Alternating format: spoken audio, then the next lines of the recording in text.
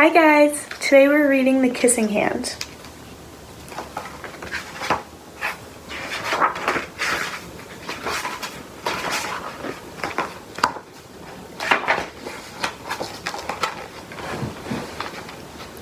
Chester Raccoon stood at the edge of the forest and cried, "I don't want to go to school," he told his mother. "I want to stay home with you.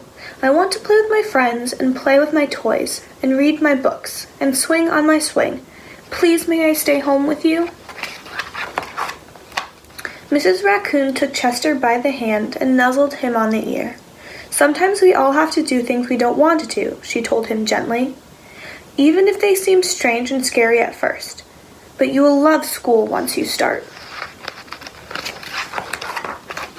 You'll make new friends and play with new toys. Read new books and swing on new swings. Besides," she added, "I know a wonderful secret that will make your nights at school seem warm and cozy as your days at home." Chester wiped away his tears and looked interested. "A secret? What kind of secret?" "A very old secret," said Mrs. Raccoon. "I learned it from my mother, and she learned it from hers. It's called the Kissing Hand." "The Kissing Hand?" asked Chester. "What's that?" "I'll show you." Mrs. Raccoon took Chester's left hand and spread open his tiny fingers into a fan. Leaning forward, she kissed Chester right in the middle of his palm. Chester felt his mother's kiss rush from his hand, up his arm, and into his heart. Even his silky black mask tingled with a special warmth. Mrs. Raccoon smiled. "Now," she told Chester, "whenever you feel lonely and need a little loving from home, just press your hand on your cheek and think, 'Mommy loves you, Mommy loves you.' And that very kiss will jump to your face and fill you with toasty, warm thoughts."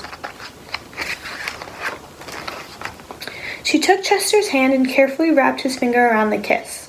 "Now, do be careful not to lose it," she teased him. "But do not worry. When you open your hand and wash your food, I promise the kiss will stick." Chester loved his kissing hand. Now he knew his mother's love would go with him whenever he went, even to school. That night, Chester stood in front of his school and looked thoughtful. Suddenly, he turned to his mother and grinned. "Give me your hand," he told her. Chester took his mother's hand in his own and unfolded her large familiar fingers into a fan. Next, he leaned forward and kissed the center of her hand. "Now you have a kissing hand too," he told her, and with a gentle goodbye and "I love you," Chester turned and danced away. Mrs. Raccoon watched Chester scamper across a tree limb and enter school. And as the hoot owl rang in the new school year, she pressed her left hand to her cheek and then smiled. The warmth of Chester's kiss filled her heart with special words. "Chester loves you," it sang. "Chester loves you."